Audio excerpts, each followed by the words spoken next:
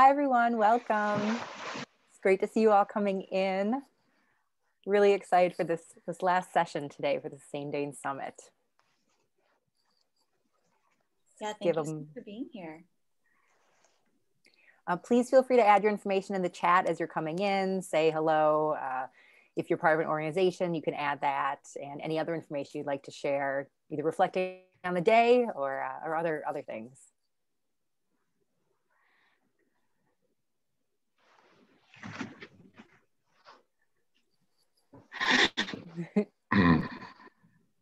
Welcome, everybody. Hi, everyone. Welcome to the 2020 Live Forward Awards.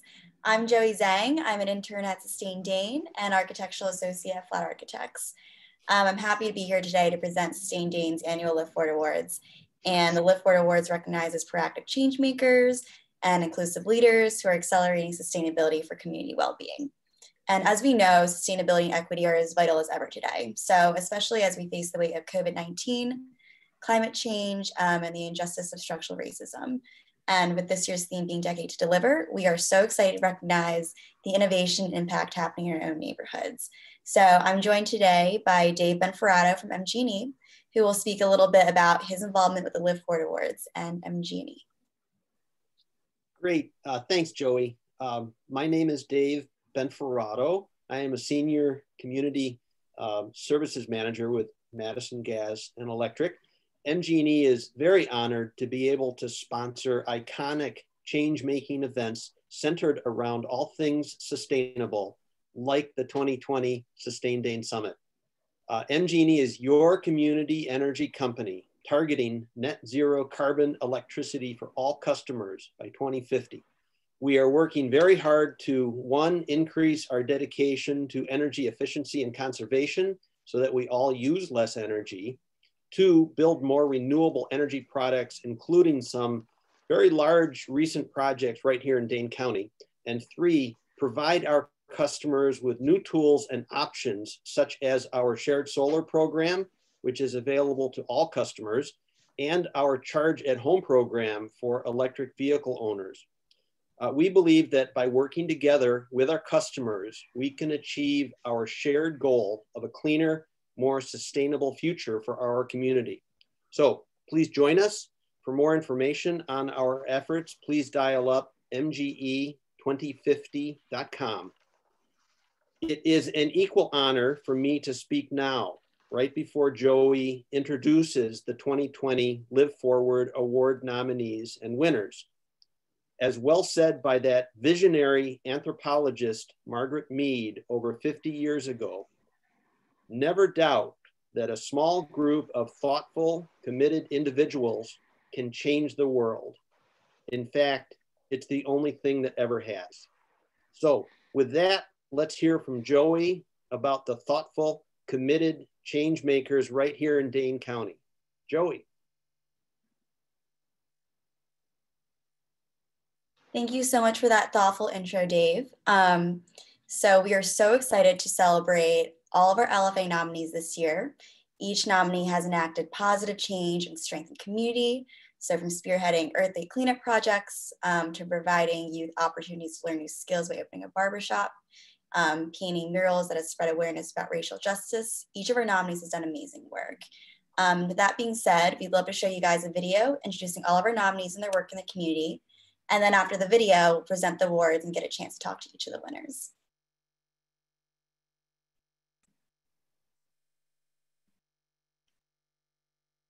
Great.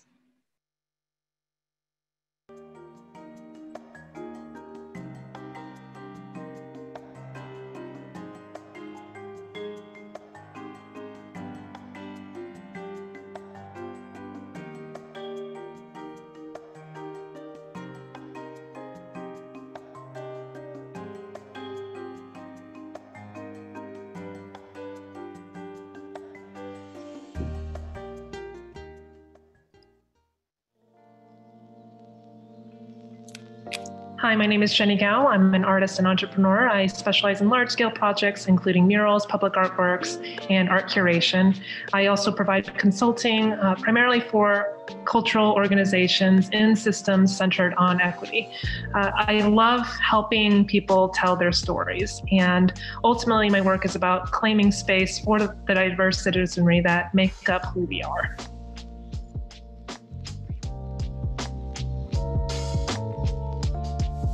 So, hi, my name is Judy Young. I am the Membership and Outreach Operations Manager of Community Shares, and I am here today to talk about Brian Britt.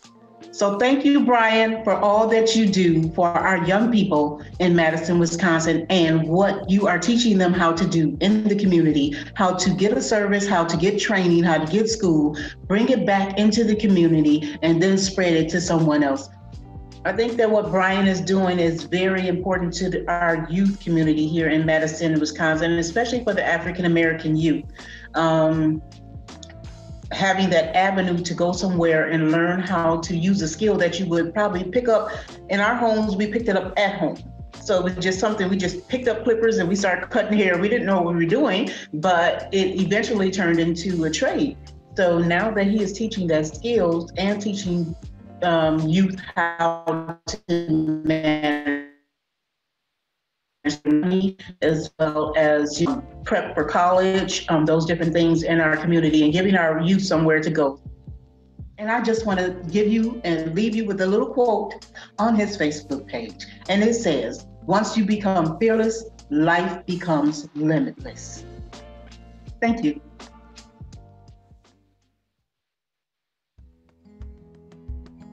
Hi there, Sustained Dane. I am Sean Koval, and I am proud to be the Healthy Schools Coordinator with the Healthy Kids Collaborative. And in my role with the Healthy Kids Collaborative in the Office of Population Health and UW Health, we just love the opportunity to partner with parents, with clinics, with principals, and with students to help make the education system and health system work better for everybody. One of the highlights of my work was coordinating walking school buses at these 4 community schools. And what that meant is that myself and groups of volunteers would walk with students as a way of getting a little bit of just exercise and emotional connection before your school day. And these are students that don't have bus transportation to school, so they might be walking alone, or might be relying on a carpool, or might be getting dropped off by their parent instead. And so it's really fun to get to see the parents, talk with them, and walk with them on the way to school as well.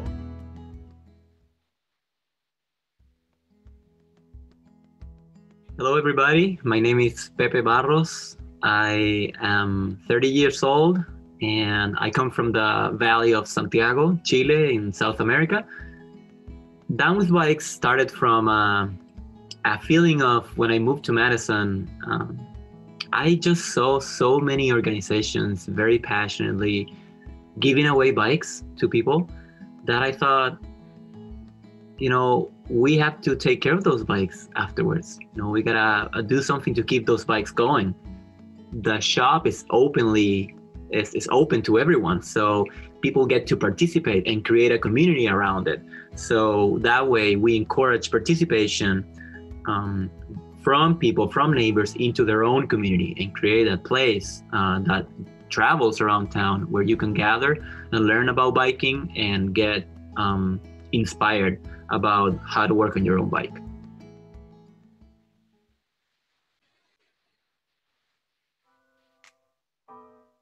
Hi everyone, I'm Daphne Joyce Liu. I'm a junior at Middleton High School, and currently I'm the president of my high school's green team, and we've organized a lot of projects.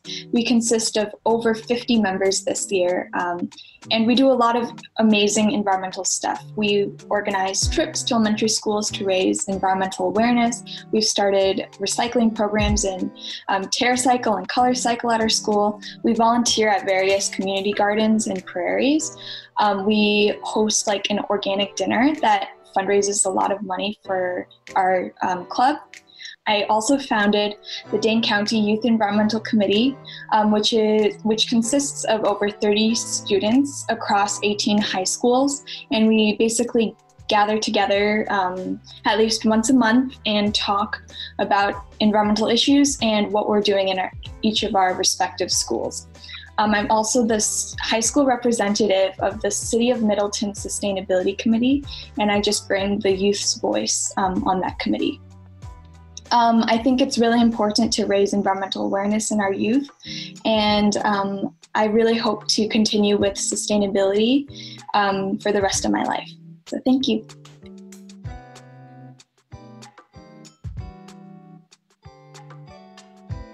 All right, my name is Dave Kettner, and first of all, I would like to thank Sustain Dane. I'm very, very honored for the nomination. First and foremost, we are a startup company based out of UW, and so our vision is to be able to create a world where we're taking biogenic carbon, or CO2, out of the air through plants, and then be able to provide to you today the things that you get today from petroleum. And so you can imagine a world of tomorrow is everything that you're wearing, you're driving, and you're drinking out of, and et cetera, can be climate friendly, plant-based as opposed to petroleum-based. And I've been very pleased to be involved with the company for the last 15 years, and I've been very proud to be able to work with a number of people within the community, along with my family, to providing the foundation and the building blocks to ensure that our youth are healthy from a climate and sustainability standpoint.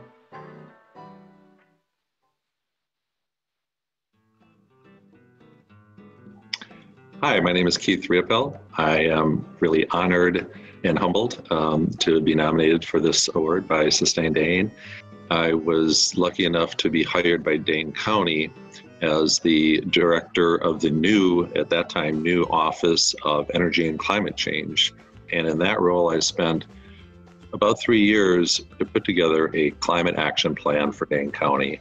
And there's really a very significant emphasis on equity and justice. And what that meant for our process in putting together our climate action plan was to really make sure that the programs developed would be very intentionally aimed at helping communities of color and low-income communities across Dane County in particular. And that's probably the part of the plan that I'm most proud of.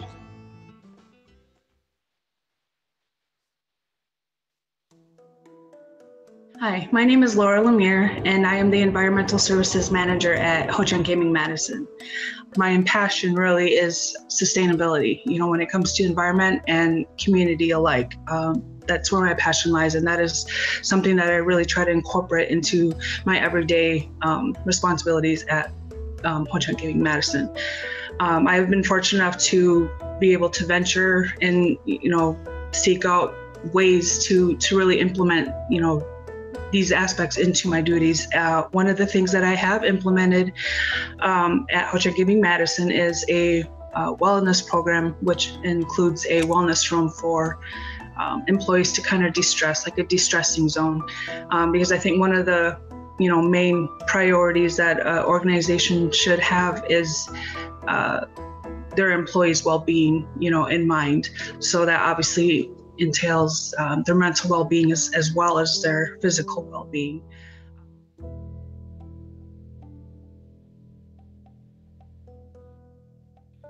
Hi, my name is Daniela Echeverria, and I'm a recent graduate from the horticulture program at UW-Madison, and I've been a lifelong artist. The mural I painted on State Street in June focuses on ecological succession and the rebirth at the expense of Black and brown bodies.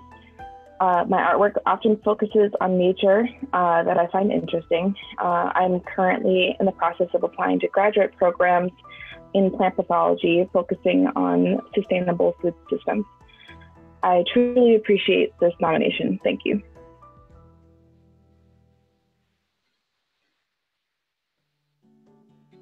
I'm Kathy Kuntz. I'm the acting director of the Dane County Office of Energy and Climate Change. My background is I've been at Dane County for just about a year now.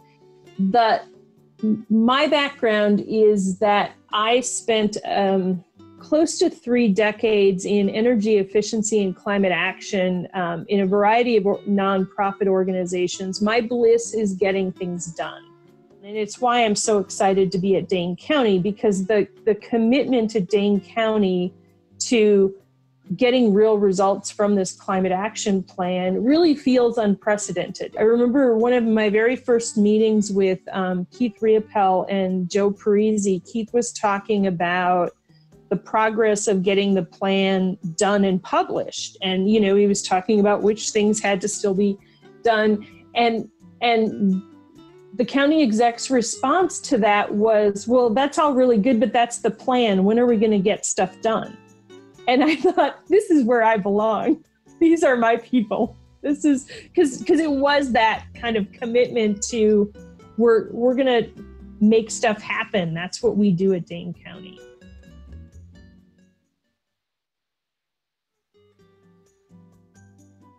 Joe, I tease Joe sometimes that if he were to start over, he would be an energy geek, because he gets really excited about the climate initiatives and what we're trying to accomplish. And the county exec always makes time to talk about climate change. For Joe, part of this is we know how to address climate change. We just need to do the things that make sense, that are good for business, that are good for people, that are good for local government. And he's a can-do kind of guy. He likes to get stuff done. So, you know, the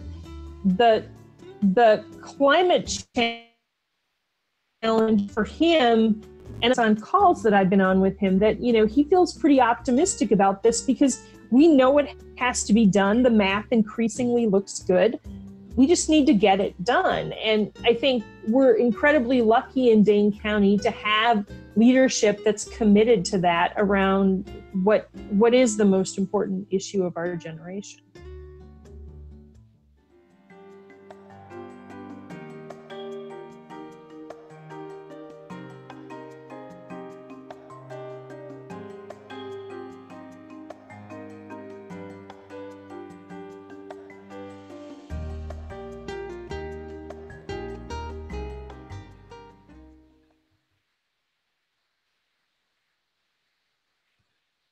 All right. Now we'd like to recognize our 4 winners. Jenny Gao for her work celebrating equity and diversity through her murals at Jenny Gao's studio. Keith Reopelle for his work leading the Dane County Office of Energy and Climate Change and developing the Dane County Climate Action Plan. LaMere for her work performing environmental service and waste management audits, as well as her environmental activism through her Hoffens Gaming Madison. And Pepe Barros Hoffens for his work focusing on community development through urban bike transportation at Down with Bikes. So congrats to each of you. Thank you so much for the outstanding work you've done. And now we'll take a moment for each of our awardees to introduce themselves and say a few words about their work, and then we'll get into some Q&A. So I was wondering, Jenny, would you like to go first? Sure, yeah, I can take the call. Hi, everyone. So thank you first so much for this honor to sustain Dane, and to everyone who made these nominations possible. So I'm Jenny Gao. I'm an artist and entrepreneur, and I've been in business full time now for 6 years. And while I love making community landmarks that diversify the stories we see, I'm proudest not just of the art that I make, but the systems I've been able to develop around creating equitable work. I've taken great care to build a business model that prioritizes fair pay for artists, and I've hosted 22 paid interns and apprentices in the last 3 years as a challenge to an arts industry that over-relies on unpaid labor. I advocate for fair pay for creative labor to prevent industries from weaponizing artists for gentrification, which dramatically displaces BIPOC in our community. And you know, when I was younger, people told me that you could only be an artist if you had a trust fund. And I'm working class immigrants and a product of the Asian diaspora. And so I was supposed to go into a safe, practical career that made up for my family's volatile experience. And now, in an unpredictable year, I can think of nothing more practical to be in than the arts. You know, we're in the midst of this cultural reckoning, from Black Lives Matter to the US-Mexico border to anti-Asian hate crimes during COVID. And we have to ask ourselves, who has representation in our society? who has access to expression and therefore free speech. And through access to art making, we determine not only who records history, but also who creates the future. We can envision a future that centers the value of labor and that prioritizes people over the property that their labor creates. And so what I'm most affirmed by in receiving this award is that there are members of this community who recognize art as leadership. Creative labor is leadership. And I dream of a day when I know without asking that all of my artist friends make a good living off their art in a city that values us, values what we do for this community, and that all of us can afford to thrive here. And so I thank you again for taking a vital step in recognizing this labor that makes all of this possible. Thank you, Jenny. That was beautiful. Keith, would you like to go next? Certainly. Thank you, Joey. Yeah, I first want to thank all of the Sustain Dane staff and all the Sustain Dane board members and interns and the selection committee. This award is an incredible honor. I'm really honored, and I'm also very humbled to see the other 10 nominees and just an amazing group of people. It's very humbling to be nominated myself as well. And even more so to be given this award. One of the reasons that I'm sitting here talking to you right now, I know, is because of the role that I played in helping put together the Dane County Climate Action Plan. And if you haven't had a chance to take a look at it, please go to Dane Climate Action, put Dane Climate Action in your browser, and that'll get you to the plan. This is what it looks like. And I just want to play off of something. I just want to say two things about the work and one thing about this plan, and build off of something from the keynote talk this morning, which was fantastic. Crystal is amazing. And when she was going through the various buckets of solutions, and the third one was improving society, and doing that through health and education, I thought that was, that's really interesting. That's different than, the electric sector or, the sources or the sink stuff. And I just want to point out that, I think that while I understand the importance of health and education there, I think we can think of equity in really the very same way. And if you haven't had a chance to check out the Dane County Climate Action Plan yet, take a look at page 37, where we made basically the argument that I just suggested, and I shouldn't say we did it, but we told the story of a really incredible book called The Spirit Level. It was written by Richard Wilkinson and Kate Pritchard, and that book basically points out that equity, if we address equity and do a good job of that, we're going to kind of raise all boats. It's going to address a whole slew of societal problems, including mental illness, including life expectancy, infant mortality, homicides, education achievement, even the level of trust that people have in society. Equity affects all of those things. And I guess my point is, I think we could put environmental health and climate change on that list as well. At least it's an interesting proposition. But as I said in the video, I'm really proud of the extent to which that we tried to address equity and justice. And Claire kicked off today with the fact that we're sitting on Ho-Chunk land, as we, all of us in Dane County, as we participate in this conference. And because we created a written document, we were able to have a number of pages dedicated to that in the Climate Action Plan, which the Ho-Chunk wrote. And I'm incredibly grateful to the Ho-Chunk Nation here in Dane County and Ho-Chunk Gaming for their role in helping to put this plan together by giving it that terrific introduction. The last thing I'll say is that now I've left Dane County. Obviously, I've moved on, and I'm so thrilled that Kathy Kuntz is taking over the Office of Energy and Climate Change and taking the lead on implementing that plan. That makes me feel really, really good. And I just want to mention that we also talked in this morning's keynote session about how important policy is.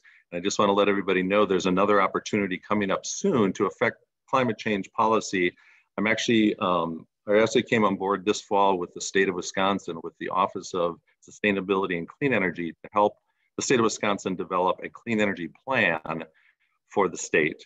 And you'll hear a lot more about that going forward, particularly in the new year. And the only other thing I want to say about it is that we really want to get great ideas from everybody out there across the state. And so we will create opportunities for engagement.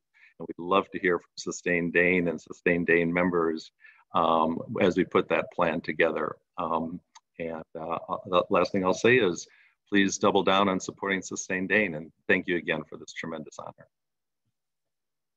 Thanks so much, Keith. Laura, would you like to go next?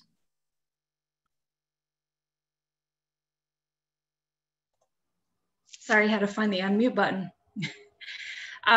Well, first and foremost, I'd like to thank Missy Tracy for nominating me for this award and really recognizing the passion that I have for sustainability. So thank you to her for the nomination. And I'd also like to thank Sustain Dane, of course, for this acknowledgement and all the incredible work that you guys do and continue to do for the Madison community. I am truly, truly humbled and honored for receiving this, despite all the amazing nominees that you guys had to choose from this year. It's people like you guys that really, make change and keep pushing things forward. So thank you to all the amazing nominees as well. I just want to say sustainability and all the interconnected domains that environment, economic, social, all the aspects that has been a passion of mine for years. And I think that it's really connected to my Indigenous roots, and because we are one of the most unseen and unheard people. So I really wanted to give a voice to those without a voice, help the unseen be seen. And I think that's more important now more than ever with the pandemic really accentuating a lot of these issues with as far as economic, environmental, and racial disparities. So for me, it's really about finding a need and filling it, and just continuing to do that. And I just want to say again, thank you so much. I am truly, truly honored, and I am also very grateful for the recognition of the Ho-Chunk people. Thank you. Thanks so much, Laura. And Pepe, could you go next? Absolutely. Thank you so much, Joey, and everyone working in the team of Sustain Dane. I really feel truly honored. It's as many of you have mentioned, it's very humbling to be in between of so great nominees and many other community members that maybe most of us personally know, and after all that, getting this recognition. And also being new to the community, being in Madison only for 3.5 years now, it's really humbling. And also, I guess I feel very proud of all the work that we've been able to do and the impact we've been able to do so far. So yeah, as you saw in the video, my name is Pepe Barros, and I am the executive director of Down with Bikes, which is a community mobile bike shop. And I guess I always like telling about, sometimes when a person gets recognition, it's kind of unjust, because it's actually there's so much work behind the scenes that other people do for us and for everyone, that I wanted to take some time to honor those people that were actually behind the scenes making this project happen. Of course, the first person I should say thanks to is my wife, Fiona, for all her support behind the scenes and following me on this sometimes not very economically sustainable projects, but definitely rewarding and good for the community. And I also have to say thanks to my friend Ian Klepetar from Bike Benefits, who was the first one to say, Pepe, you can do this.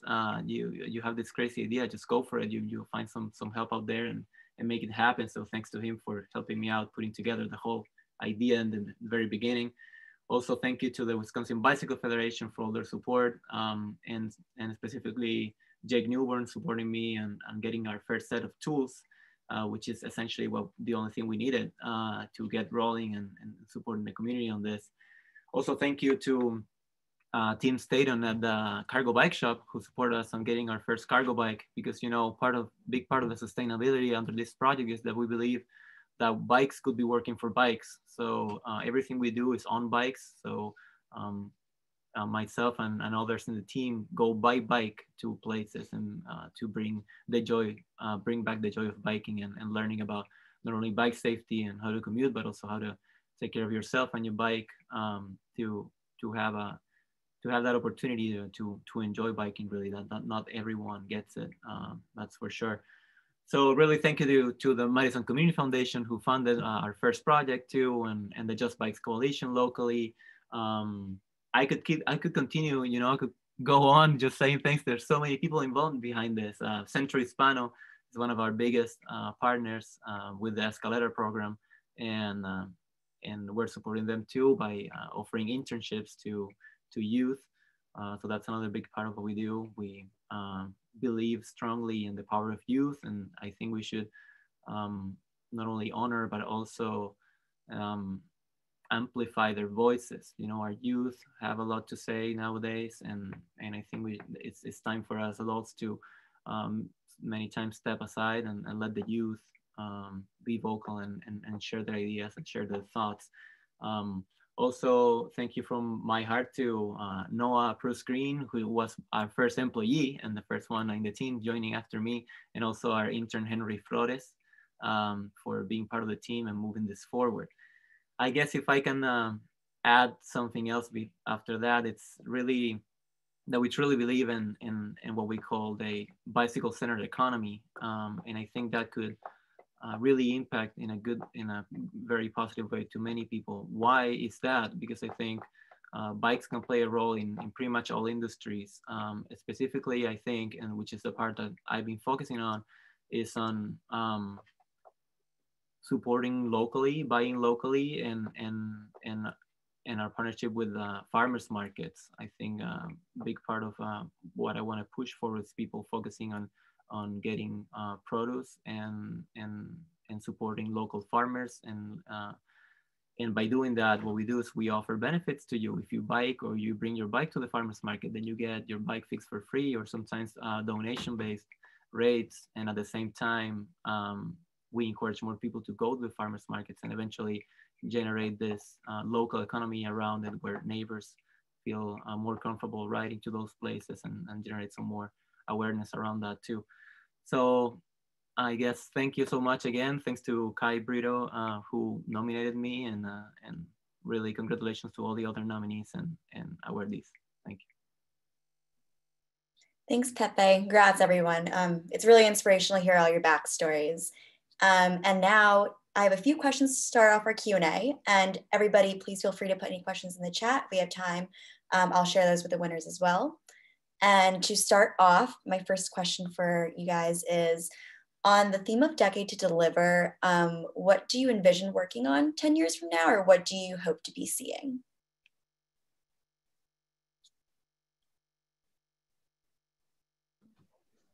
I'll jump in and offer one thought, because I've been working on climate change at the local level and am now working on climate change at the state level. But one of the things I really hope to see, 10 years from now, I know that in one form or another, I'll still be working to implement climate change and clean energy solutions. But what I hope to see is the state of Wisconsin, and Dane County is really critical to making this happen, that the state of Wisconsin has returned back to a leadership position, both regionally and also nationally, in terms of clean energy investment and clean energy and accomplishments. I'm old enough now that I was working in Wisconsin when Wisconsin was much more of a leader in things like energy efficiency and renewable energy. In fact, Wisconsin was really the leader in a lot of those areas maybe 20 years ago. And over the last 10 years, last 2 years have been better, but over an 8-year stretch there, we really dropped down. And so anyway, I really hope that we're back in a leadership position as a state. And again, to make that happen, a lot of great things have to happen in Dane County, and I'm hopeful they will. Awesome, thanks, Keith. What about you, Pepe?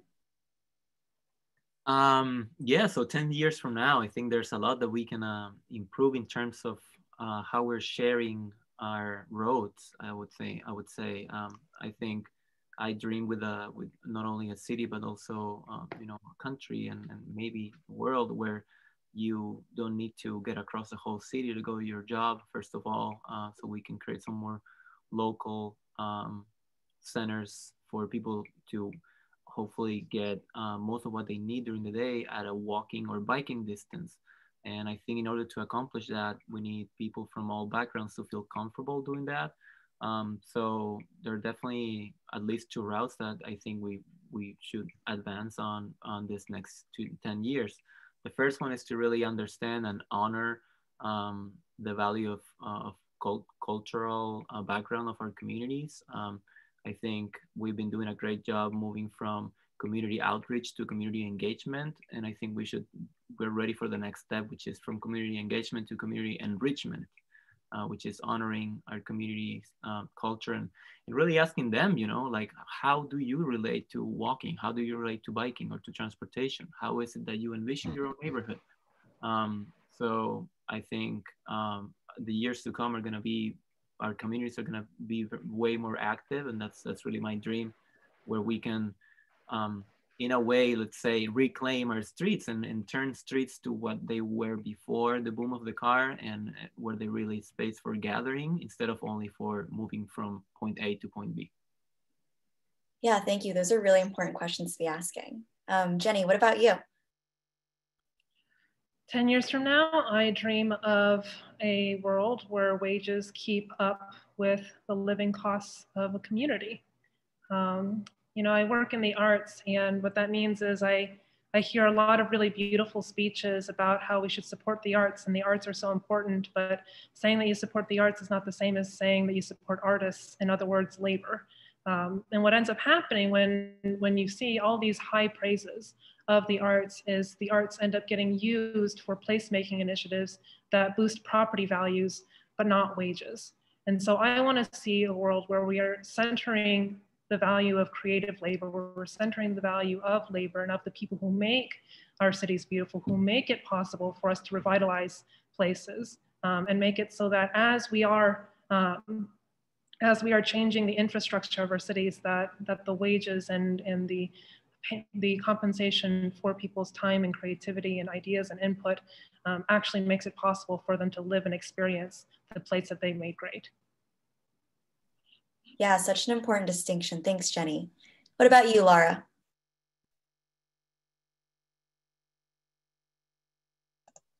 Sorry, that unmute button again.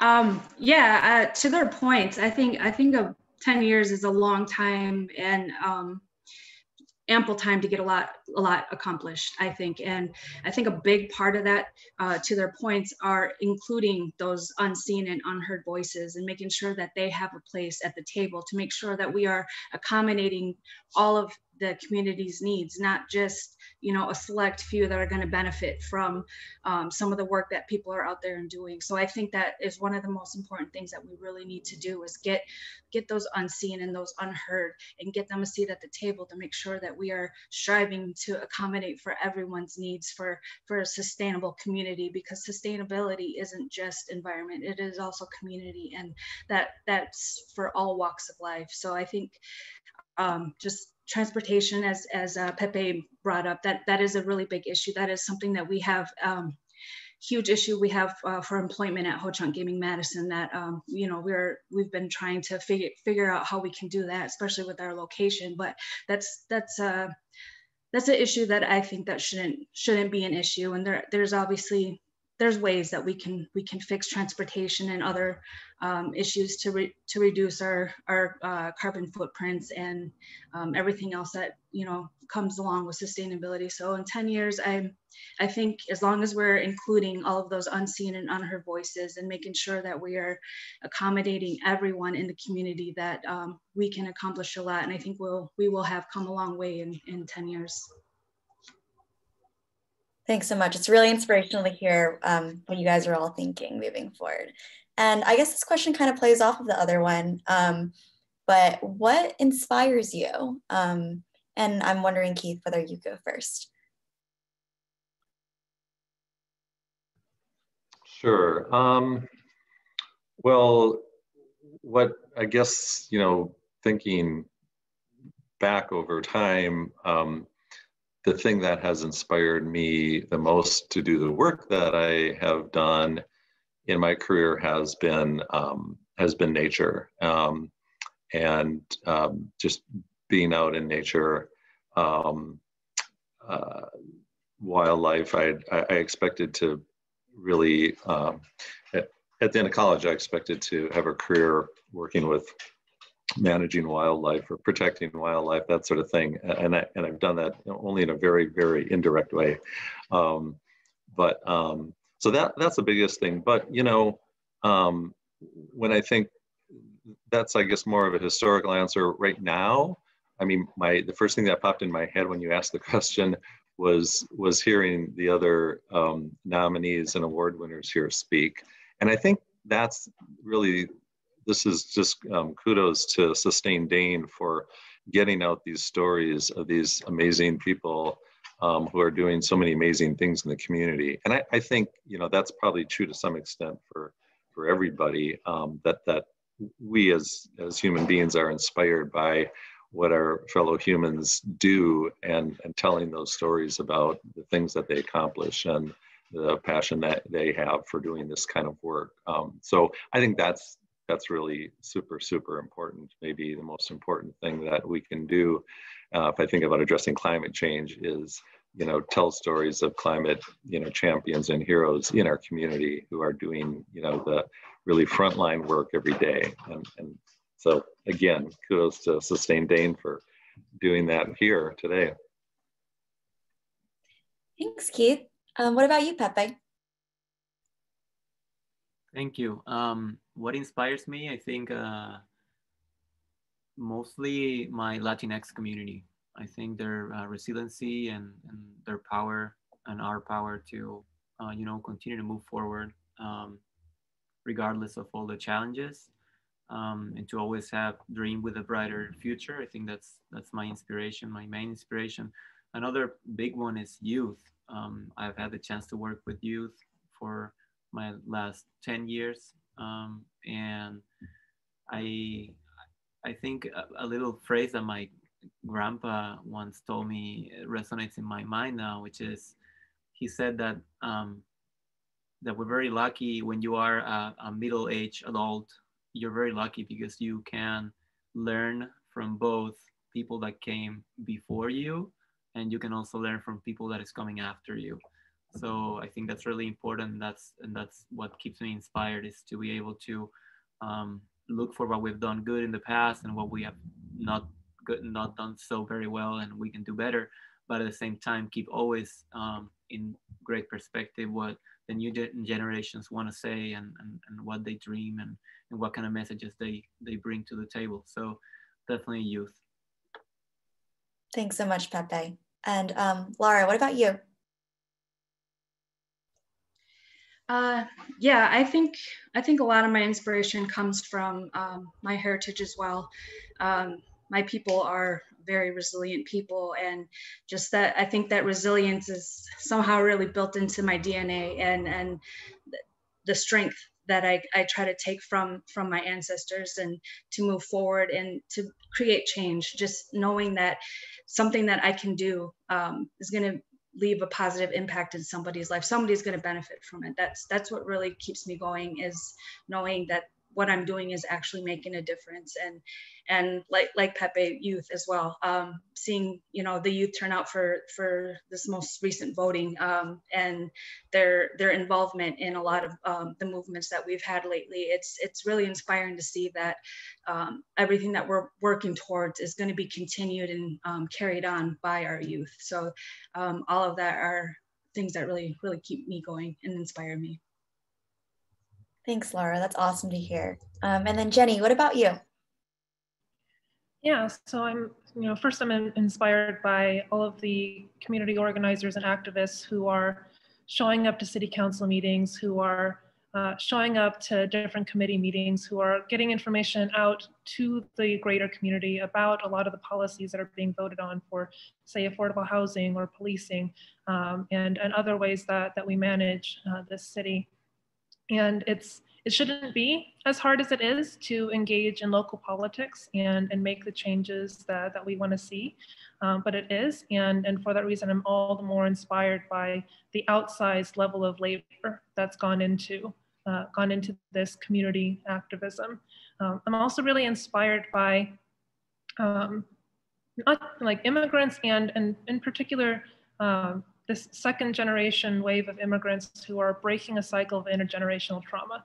I think that there's been kind of an oversimplified history of the immigrant narrative in America that's embodied even in stories that a lot of people love, like Hamilton, of this idea of like pulling yourself up by your bootstraps and immigration ultimately becoming this wholly American thing. And I like that, especially this youngest generation with Generation Z, is pushing a narrative that takes back our roots, that celebrates our hybridized identities, and breaks the cycles of trauma that often propagated the immigration and the diaspora that's happened around the world. So. Thank you so much for sharing that. And a lot of you guys led me straight to my next question. You guys talked a lot about what you're hopeful to see in the youth. And my next question is, what advice do you have for young people looking to enact change in our community? What would you say to them? And if Keith, if you could go first, thanks. Sure. I talked to a lot of young people about environmental work because there is a lot of interest. Our environmental problems keep growing. As somebody else said during this session, climate change is really, one of the greatest challenges of this century and of our lifetimes. And so, and what I invariably end up, saying to a lot of young people is that that you just need to follow your heart and get out there and get involved, get engaged. And it could be demonstrations or protests. It could be, community projects. It could be, efforts, place-based efforts to improve, a local resource, a stream in your community, or a, natural area in your community. I know it's tough with it's always tough to find, good paying jobs. And now with the pandemic and so many other things compounding that problem, it's especially tough. And so, but the key, I think, is just, getting experience and getting involved in these issues. And I mean all social change issues, but I obviously end up speaking mostly to environmental issues. I like to, for people who are interested in environmental work, one of the main things I like to point out is that I spent most of my life working for a nonprofit environmental advocacy group, not for government. And in that work, a majority of the staff, I would say, as many as 2/3 of the staff were people who did volunteer work or did an internship, Joey, or some, that type of work, first. And so just look, follow your heart and look for, there's so much to be done. Look for places to get involved, and things will work out, and we'll all benefit. The world will be a better place for doing it. Thanks. It's a great question. Thanks. Yeah, as a young person, I appreciate it. And Laura, do you want to go next? Sure. I think they've really said a lot of what I would say is just, really just get involved, be active. There is plenty to do, and that's just kind of been my philosophy. You find a need and you fill it, and just if you think that it's one person's actions aren't sufficient or is not a big deal, that you're absolutely wrong. All it takes is one person's actions, and that could snowball into something huge. And it's just, never stop, just be involved, get involved, be active, and, pay attention, and pay attention to things that are important, like environmental activism and things of that nature. I really can't say enough. Like they pretty much really took all the words that I would say, but definitely just be involved, and be true to yourself. And yeah. Yeah, thank you so much for that. Jenie, what about you? Do you have anything to add to? Yeah, sure. So my advice to young people today would be to do things differently than the people who came before you. The job of anyone who gets to be in a mentor role, anyone who's an older generation, is to offer mentorship and expertise and wisdom to help save time, help save some of the time and trouble for those who come after us, because they need to have all their time dedicated to different challenges and different opportunities than ours. And so, yeah, do things differently than the way we did them. I love that. Thank you. And Pepe, I know you touched on this question a little bit too, but do you have anything else to add as well? Sure. I guess I would tell youth to trust yourself. You are smart, you are creative, you're powerful, and I think, as many of you have said, it's important to get involved and show up. I think social media work is not enough. It's good, but it's just not enough. So show up in real life and do your work, and do your art. Share your medicine, because we all carry our medicine in our hearts, and it's important that youth start sharing their own out there. And yeah, you have a voice, and we want to listen to it. And I think many of us are ready for listening to what youth want to say. So make sure to use that voice. I guess that's what I would add. Yeah, true that. Thanks so much. And then we just got a question from Lisa. Anybody can answer this. Given Keith's comments about the last 8 years, it seems like all our efforts, current and future, depend upon us making major changes to our elected leadership.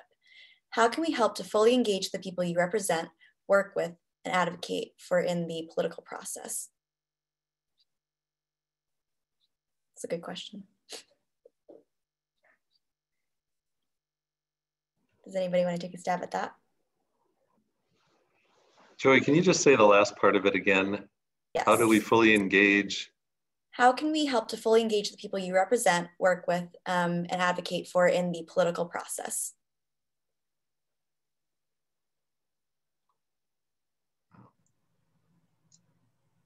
I think one thing I'll add is just helping them understand and acknowledge that it does affect them, whether they think it does or not. It's very much impacts our daily lives, whether they can see that physically, personally in their daily lives or not. It very much affects us. So just having talks and engaging with people, and maybe helping them understand that everything that is done on various levels, it very much is impactful to our daily lives. And I think that might help get more engagement once people kind of finally acknowledge that and get that engagement out of them. Yeah, I guess I would add that I want to build up on Jenie's idea and wisdom of do things differently. And I think in terms of the political realm, it's important to, in order to do things differently, is to not focus on the conflict. I think we have been focusing in the conflict for hundreds of years now.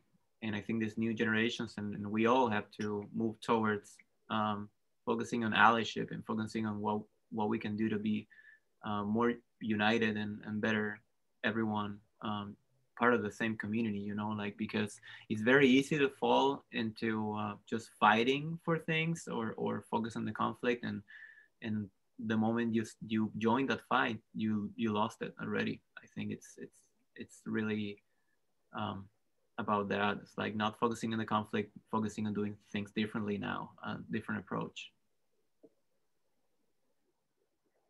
Thanks so much, Pepe. Does anybody else have anything to add to that? Sure. Go ahead. Go ahead, Jenie. No, you first. Okay.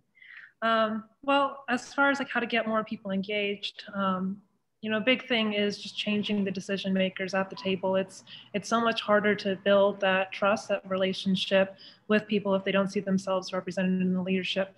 And part of the barrier to that is it's not accessible for everyone to become a decision maker at the table at multiple capacities. There are big structural changes that are going to take a lot longer to make that possible. But one small actionable thing that we can do is pay advisory committees. We as a society love coming up with all of these committees and all of these committees that ask for volunteers to come and share their ideas and their wisdom that maybe will get acted upon by the organizations that ask for that advice. And that takes up a lot of people's time, and it takes up a lot of their trust. And ultimately it's farming their ideas. And so like if we pay people to participate in the advisory committees, we're treating them as partners and consultants. We're telling them that directly that we value their time. And we're making it more possible for a wider breadth of people to be able to do it. It's not just dependent on having the volunteer, the privilege to volunteer. It's, you know, if you're a single mom and you have to have childcare, if you have multiple jobs, if you have other constraints on your time, you can participate, and not just on the basis of whether or not you have the privilege to volunteer. That's a big thing we can change. That's a really great point. I completely agree with paying people for their time and their ideas. And your first response, Jenie, about who's in office, getting out and voting and getting active in campaigns is, that's the ultimate answer. I get it. It's a great question because it is really, really difficult because the system is so broken, whether it's gerrymandering districts or, so many things about it. But anyway, I guess my response is actually going back to something that Pepe said earlier, and that is to be heard and maybe approach that from whatever your passion is, whatever you like to do. And Jenie here is embodying being heard through artwork, but everybody has a passion, everybody has things they like to do. And so I guess I would suggest, focus on your passion, what you like to do, and make sure that politicians, make sure that your representatives hear you through that work, because that makes it more interesting and more enjoyable for you. But the key is to be heard, to stand up and be heard. And I know there's so many things about our political system that makes that hard, but that's ultimately, what we need to do.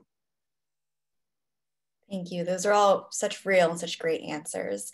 Well, I just want to give one final thank you to all our winners and all the nominees for all the hard work you do for sustainability in region. And now I'm going to hand it off to Claire to close the conference. Thank you. Thank you, Joey, for a fantastic job moderating, and for Jenie, Pepe, Keith, and Laura for your authentic and powerful conversation today. I want to ask everyone that's participating with us to think about that question of what inspires you, and hold on to that. And what do you want to see in 10 years from now? And share that with others and ask them the same questions, because that is how we can form these communities and ripple and grow all of this work together. So let's support each other. Let's say you can do it, both to ourselves and to those that are part of our networks. And as Sustain Dane likes to put forth, we all remember that change happens when inspired people take action. So thank you for joining us for the 2020 Sustain Dane Summit. It has been a pleasure, and we look forward to seeing you in 2021 at more programs and networking, and hopefully out in the community as well. Take care.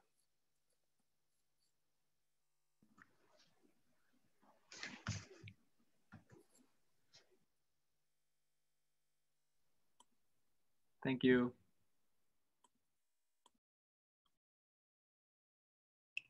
Thank you. Thank you. Bye, guys. Thank you. Bye.